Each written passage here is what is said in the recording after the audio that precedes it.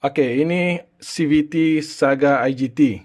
Kalau kita lihat info di sini, kotak CVT baru masih menggunakan sistem clutch pemula start clutch. Okey. Tidak seperti kotak gear CVT lain yang telah pun beralih menggunakan torque converter bagi tugas tersebut. Jadi asasnya, mana-mana automatic transmission yang tidak menggunakan torque converter, mereka menggunakan dual clutch. Kenapa dipanggil dual clutch? Sebab di sini ada dua clutch, ada dua set clutch. Okey, kalau tengok sana ada outer clutch, inner clutch, dan di sini ada pelbagai plate, multi plate. Okey. Jadi clutch ini dia memang anti neutral.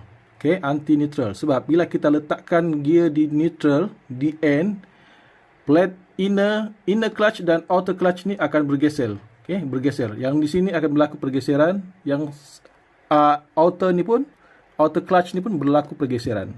Masa kita letakkan gear di D, okay, apabila kita tarik gear ke D, salah satu daripada sistem clutch ni akan engage, sama ada outer clutch ataupun inner clutch. Okay.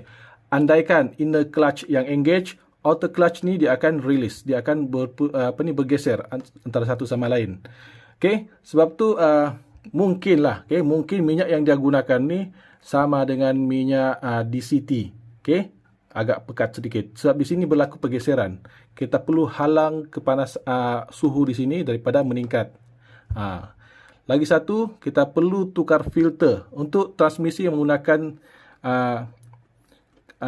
twin clutch ni, ataupun dual clutch ni, filter kita perlu ganti. Sebab bila berlaku pergeseran, sisa besi dan sisa komposit tu akan ada.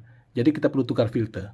Ini service booklet Saga IGT. Kalau kita perhatikan sana, CVT transmission oil, okay, perlu ganti, dan filter perlu ganti. Jadi minyak dan filter perlu ganti.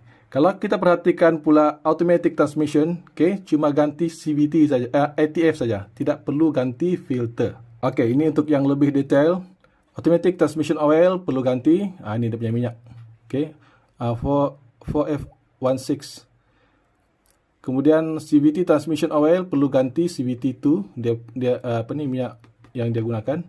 Kemudian transmisi oil filter perlu ganti. Kemudian CVT oil pan gasket perlu ganti. Okey. Jadi untuk automatic transmission tu lebih jimat lah. So kita cuma tukar ATF. Okey, kesimpulan penting dalam posisi P, plate weight multi plate start clutch terbuka sepenuhnya dan tidak bergeser. Okey, bergeser. Paling selamat untuk rehat lama, paling rendah house clutch, tiada haba.